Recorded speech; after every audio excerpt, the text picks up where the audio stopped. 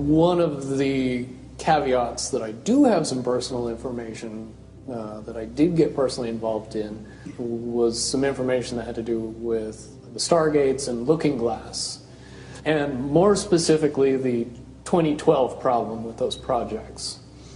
The popular opinion of what's out there right now is that the project was shut down because there was a problem when we approached 2012. I've heard it described a number of ways, but to my knowledge, the problem is that the timelines converge on that point in time. And when you know enough about the Stargate projects and the Looking Glass project to know how string theory works and how the possibility of possibilities works and how making one choice over here doesn't necessarily mean that the other choice couldn't exist at the same time. But once you get your brain wrapped around this subject, you find out that at the end of 2012, in an easy way to put it, the choices that we make become less and less consequential to the future. And eventually we're pushed into this bottleneck of time, no matter which choice we make.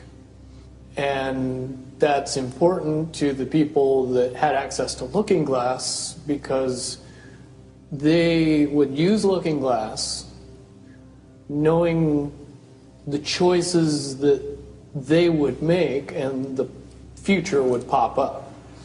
The big mistake was coming up with the possibility of future. And when we started using a computer to say, well, if we make this choice, it's 79% possible that this scenario happens, and 23% are possible, or whatever, I'm using round numbers, that this scenario would happen. The understanding at the time was that was realistic. However, if you go down the road further and free will continues to exercise itself on this game, that 79% possibility sometimes changes very, very fast. But if you look at the situation in a point of time, it seems very realistic that that's the greatest possibility. What happened was people, very smart people, began to figure out that something big was coming up.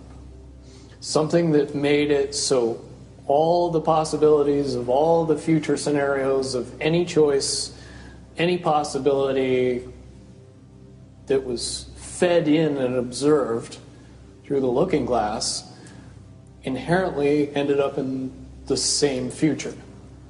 And no decision, no possibility changed past a certain point. That's the big secret. All possible timelines lead to the same basic set of history in the future. That is what sends everybody that has all of the information, that knows everything, into a blind panic.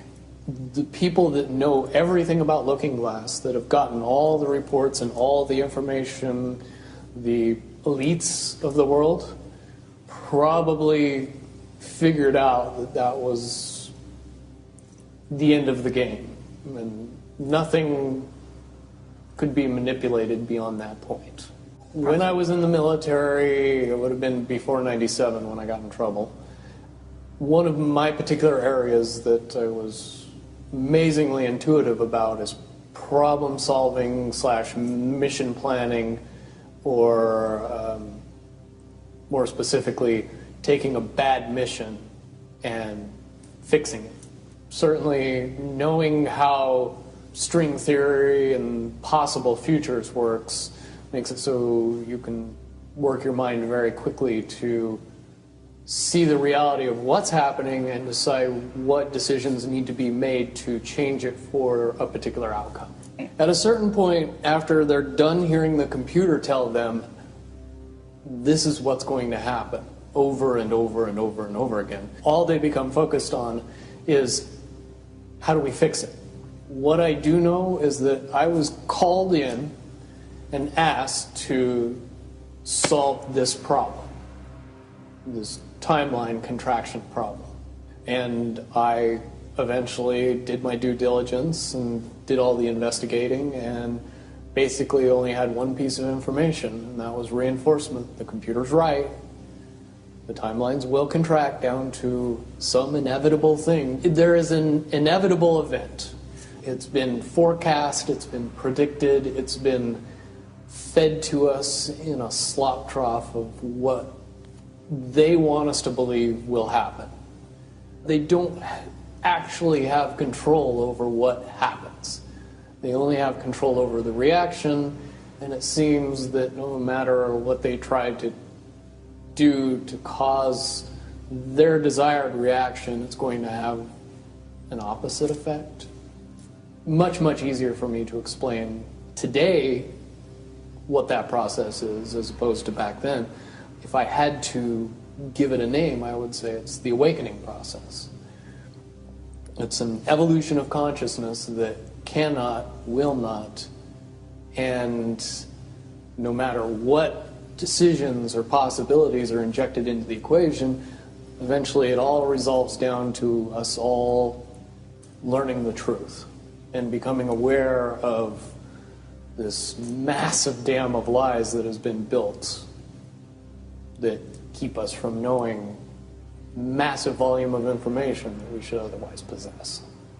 Essentially what happened with Looking Glass, not only did they not want people to use it anymore because they knew it was just going to burp out the same thing, but at the same time they didn't want anybody else to know what it was saying, I'm sure. Because that information was of a monumental concern when I was in the military about how to prevent this inevitability. Now, at first I thought it was end of the world. Now I see end of the world as end of their world. The biggest cherry on top of all this conversation would be a synopsis to say that if I could convince everybody out there that for all intents and purposes, what we believe to be true eventually becomes true. If somebody convinces us that a major disaster is going to happen in the very near future, a major disaster happens in the very near future. If we don't buy into that fear and accept that there's really nothing that we know is going to happen, and accept of whatever happens, that makes the convergence of the timelines happen as naturally as possible.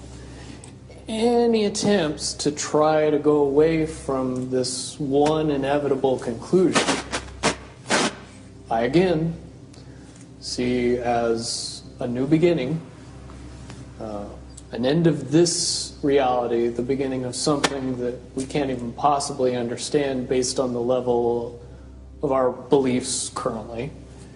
But when all that information comes flooding out, there's going to be no denying what's true and what's a lie or what's illusion. Basically what we're experiencing right now is two master chess players sitting at the board. And one of them looks down at the board and sees that he's in checkmate in 7 moves. And he looks across at his opponent and he knows that his opponent sees it too. So there's no getting out of it. So at this point, the loser can only prolong the game. Both players know the game is over. It's only a matter of time before he does this, and then you're forced to do this, and then he's forced to do this, and eventually checkmate. We, as a race, if we could understand that the game is over, that based on the rules of the game, the bad guys have already lost, the good guys have already won. Yes, there's moves left on the table, but those moves are being forced by the player that is going to win. The only way that checkmate can't happen is if the player that's winning makes a mistake. But from all of the information that I've gathered, all of the information that's been given, all of the information that's been vetted to me, it seems pretty obvious that the good guy player on the side of the chessboard knows exactly what has to be done to win the game.